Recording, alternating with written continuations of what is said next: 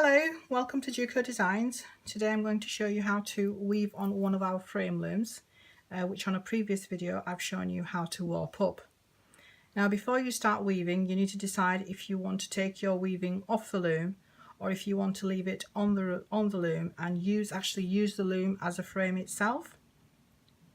Now if you decide you want to take your weaving off the loom, you need to leave yourself a sufficient length of warp yarn to be able to tie your weaving off at the end. Now to achieve this, you need to insert a card and put it under the warp yarn, weaving it across, under and over, under and over, under and over. Now this particular card is approximately 5 centimeters deep, which I'm going to continue taking across the frame until I've got it to the end there. And as you can see, I've taken it under and over individual warp yarns. Once I've got it to this point, I'm just going to push the card down to the base of the loom. Before you start weaving, we suggest that you tie in a row of half hitch knots across the loom. These help to stabilize your weaving when it comes to taking it off the loom. Now to do this, you need a length of yarn, which I'm going to place under the warp yarn and pull that through. Leave yourself a tail end and then loop your yarn over the warp yarn so it looks like a reverse D. Then take your yarn under the warp yarn and through the D, pulling that tight, and repeat a second time. So loop it across the same warp yarn, try and keep the tail end out of the way, and go under the warp yarn and through the loop again.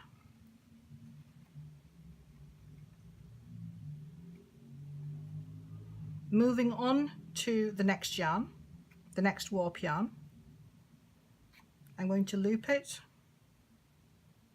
and take it under and through once,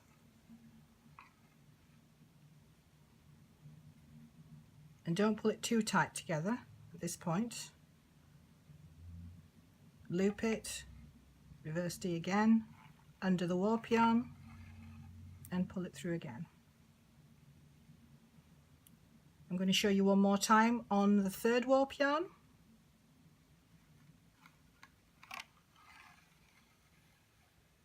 Once and a second time, twice. So I'm going to continue in this way across the loom. Now that you've got all of your hitch knots in a row, I'm going to continue weaving with the yarn that I've got left. So it's plain weaving, so that's under over, across the loom. Keep going. Pull the yarn across. Now I'm just going to hold this in place, and I'm going to pull the weft yarn and I'm going to make an arc. Now it's very important that you do this because it helps to keep an even tension across. And tap that down. And on the reverse, I'm going to go do the opposite to the row below and continue weaving.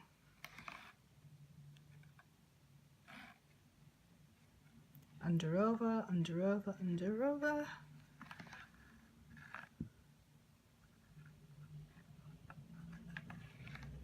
And then do the arc again, holding the end in place.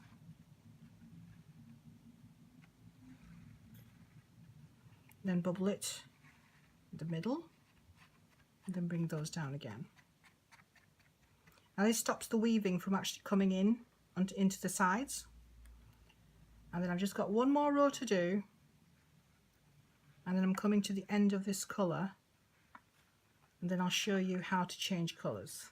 So I'm just going to finish that in the tail end. I'm just going to leave that at the front there. To start a new weft yarn, you need to go back a few of the previous warp yarns, insert the needle going under and over exactly the same as you did with the previous weft yarn. And you will see once you get past the point of where the previous yarn ended that the under and over motion is as it should be, which is the opposite to the row below. So I'm just going to pull the weft yarn across, leaving another tail end,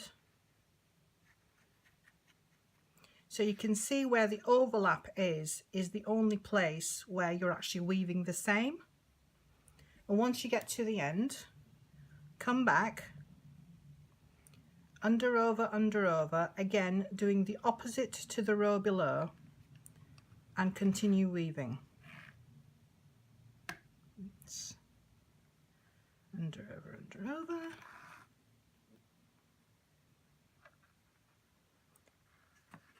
Pulling the yarn across, holding it in place at one side, arc it, bubble it, and tap it down.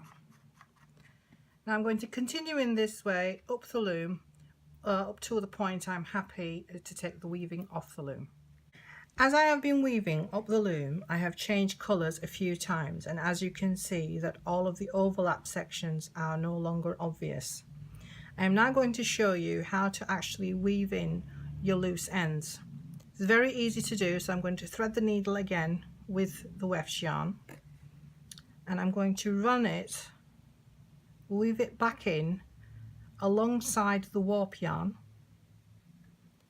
down a few of the weft, and then I'm going to push the needle through to the back. Once I've pulled that through, don't pull it too tight. I'm just going to trim that end off.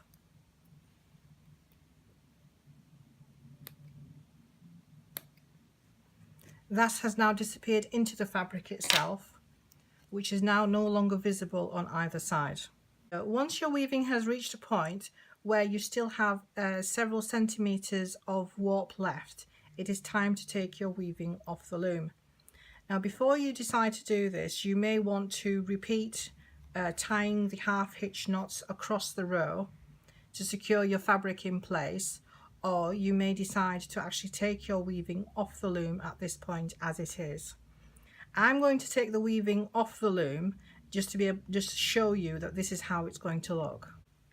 Right, to take the weaving off the loom, using a pair of scissors, I'm going to cut the warp yarn one at a time, as close to the notch end as possible, to give myself a length of warp yarn that I will be easy to tie. So I've cut one, but because that's been wrapped around the notch, the second one comes loose by itself. So I'm going to tie those two ends together. So that's one knot, and that's the second. So that is now secure at that point there, and I'm going to repeat this again, close to the top near the notch, cut the warp yarn, bring the other one loose, and tie those two together. I'm going to repeat this across the row, and once I've finished this side, I'm going to repeat the same action at the other end of the loom. Right, now that you've got the weaving off the loom, you can see where there are no half hitch knots and where there are a row of half hitch knots across. So you can decide how you want to finish your weaving. Any loose ends you can weave in as shown previously, and if you do end up with an extra warp end on either end, you just tie it onto the adjacent warp yarn. Thank you for watching, and I hope you have enjoyed this video. Please look out for further weaving videos on our channel. Thank you.